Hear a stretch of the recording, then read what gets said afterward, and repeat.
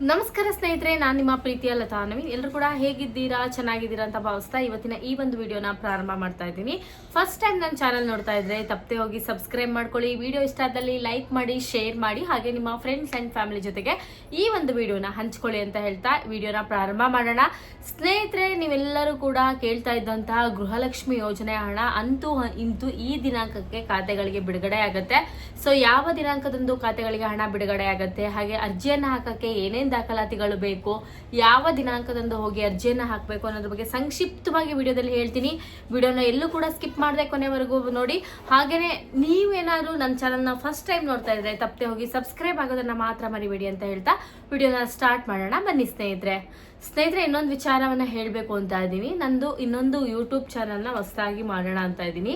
ಆ ಚಾನಲಲ್ಲಿ ನನ್ನ ಡೈಲಿ ವ್ಲಾಗ್ನ ಅಪ್ಲೋಡ್ ಮಾಡ್ತಾ ಹೋಗೋಣ ಅಂದ್ಕೊಂಡಿದ್ದೀನಿ. ಮೀನ್ಸ್ ನೀವು ಕೇಳ್ಬೋದು ಯಾವ ಥರ ಅಂತ. ಮೀಶೋ ಕಲೆಕ್ಷನ್ ಆಗಿರ್ಬೋದು, ಬೇರೆ ಬೇರೆ ಜ್ಯುವೆಲರಿ ಕಲೆಕ್ಷನ್ ಆಗಿರ್ಬೋದು, ಗೋಲ್ಡ್ ಜ್ಯುವೆಲರಿ ಕಲೆಕ್ಷನ್ ಆಗಿರ್ಬೋದು, ಎಲ್ಲದನ್ನು ಕೂಡ ಸೊ ಡೇ ಒಂದಿನ ಸ್ಟೆಪ್ ಬೈ ಸ್ಟೆಪ್ ಫಾಲೋ ಮಾಡ್ತಾ ಸ್ಟಾರ್ಟ್ ಮಾಡೋಣ ಅಂದ್ಕೊಂಡಿದ್ದೀನಿ. ದಯವಿಟ್ಟು ಆ ಚಾನಲ್ ಲಿಂಕ್ ಆಗಿರ್ಬೋದು ಪ್ರತಿಯೊಂದು ಕೂಡ ನಾಳೆನ ವಿಡಿಯೋದಲ್ಲಿ ನಾನು ಶೇರ್ ಮಾಡ್ಕೊತಾ ಹೋಗ್ತೀನಿ. ಎಲ್ಲರೂ ಕೂಡ ಆ ವಿಡಿಯೋಗಳನ್ನ ನೋಡಿ ನಂಗೆ ಸಪೋರ್ಟ್ ಮಾಡಿ ಅಂತ ಈ ಮೂಲಕ ಕೇಳ್ಕೊತೀನಿ. ನೀವೆಲ್ಲರೂ ಕೂಡ ನನಗೆ ಸಪೋರ್ಟ್ ಮಾಡ್ತೀರಾ ಅಂತ ಭಾವಿಸ್ತಾ ಆ ಚಾನಲ್ನ ಓಪನ್ ಮಾಡ್ತಾ ಇದ್ದೀನಿ. ದಯವಿಟ್ಟು ನಂಗೆ ಸಪೋರ್ಟ್ ಮಾಡಿ.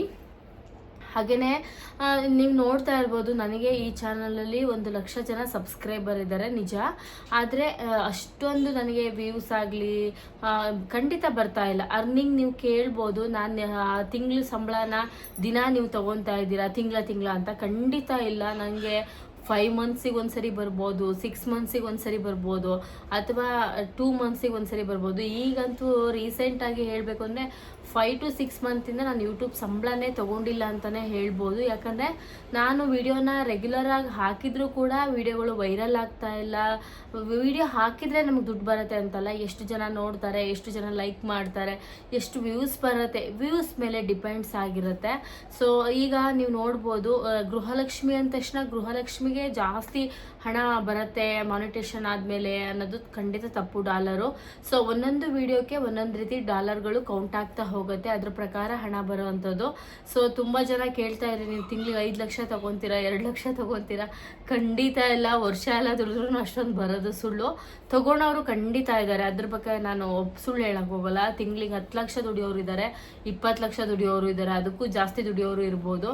ಸೊ ತಿಂಗಳಿಗೆ 1 ಲಕ್ಷ ದುಡಿಯೋರು ಇದ್ದಾರೆ. ಸೊ ಒಬ್ಬರ ಮೇಲೆ ಒಬ್ಬರೊಬ್ರು, ಕೆಲವರು 10,000 ದುಡಿಯೋರು ಇದ್ದಾರೆ. ಸೊ ಇಷ್ಟು ನಾನು ಹೇಳಕ್ಕೆ ಸಾಧ್ಯ ಆಗೋಂಥದ್ದು. ನಾವು ಅಷ್ಟು ಖಂಡಿತ ಇಲ್ಲ.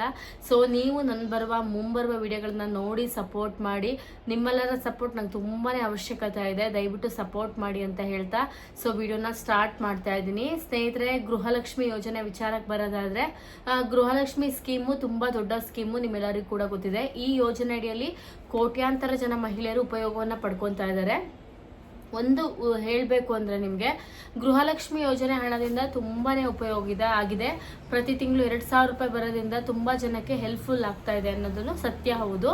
ಸೊ ತುಂಬ ಜನಕ್ಕೆ ಗೊತ್ತಿದೆ. ಈಗ ನೀವು ತುಂಬ ಜನ ಕೇಳ್ತಾ ಇದ್ದೀರಾ, ಗೃಹಲಕ್ಷ್ಮಿ ಯೋಜನೆ ಹಣವನ್ನು ಕ್ಯಾನ್ಸಲ್ ಮಾಡ್ತಾರಂತ, ಹೌದಾ ಅಂತ. ಖಂಡಿತ ಹೌದು. ಅದು ಎಲ್ಲರಿಗೂ ಅಲ್ಲ, ಯಾರೆಲ್ಲ ಟ್ಯಾಕ್ಸ್ ಪೇಯರ್ ಮಾಡ್ತಾರೋ ಅವ್ರಿಗೆ ಮಾತ್ರ ಕ್ಯಾನ್ಸಲ್ ಮಾಡುವಂಥದ್ದು, ಬೇರೆ ಯಾರಿಗೂ ಅಲ್ಲ. ತುಂಬ ಜನಕ್ಕೆ ಅದೊಂದು ಡೌಟ್ ಇದೆ, ಹಾಗಾಗಿ ನಾನು ಕ್ಲಾರಿಫೈ ಮಾಡಿರುವಂಥದ್ದು.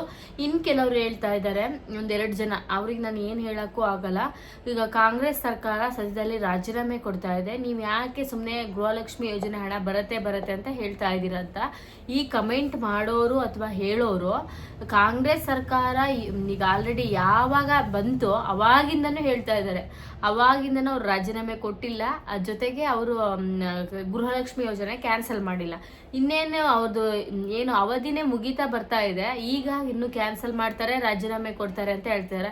ತಲೆಯಲ್ಲಿ ಬುದ್ಧಿ ಮಾತಾಡ್ತಾರೋ, ತಲೆಯಲ್ಲಿ ಬುದ್ಧಿ ಇಲ್ಲದೆ ಮಾತಾಡ್ತಾರೋ ಖಂಡಿತ ಗೊತ್ತಿಲ್ಲ. ಈ ಗೃಹಲಕ್ಷ್ಮಿಯನ್ನ ಯೋಜನೆಯನ್ನ ಮಾಡಿರೋದು ಸರ್ಕಾರ ಅಂದಮೇಲೆ ಖಂಡಿತ ಅದನ್ನ ಯಾವುದೇ ಕಾರಣಕ್ಕೂ ಕ್ಯಾನ್ಸಲ್ ಇಷ್ಟು ಜನ ಬುದ್ಧಿ ಮಾತಾಡ್ತಾರೋ ಬುದ್ಧಿ ಇಲ್ಲದೆ ಮಾತಾಡ್ತಾರೋ ಗೊತ್ತಿಲ್ಲ. ನಾನು ಎಲ್ಲರಿಗೂ ನಾನು ಹೇಳಲ್ಲ. ಸೊ ಮಾತಾಡುವಂಥವ್ರಿಗೆ ನಾನು ಹೇಳ್ತಾ ಇದ್ದೀನಿ. ಯಾಕೆ ಅಂದರೆ, ಈಗ ಇನ್ನೇನು ಅವಧಿನೇ ಮುಗಿತಾ ಮುಗೀತಾ ಬಂತು. 5 ವರ್ಷಕ್ಕೊಂದ್ಸರಿ ಎಲೆಕ್ಷನ್, ನಾನು ಏನು ಹೇಳ್ತೆ ಅದು ಮುಗೀತಾ ಬಂತು. ಇಲ್ಲ ರಾಜೀನಾಮೆ ಕೊಡ್ತೀನಿ ಅಂತೆಲ್ಲ ಏನು ಅವ್ರಿಗೆ ಹೇಳಿರ್ತಾರೋ ಅಥವಾ ಅವರೇ ಊಹೆ ಮಾಡ್ಕೊಂಡಿರ್ತಾರೋ ನಂಗೆ ಗೊತ್ತಿಲ್ಲ.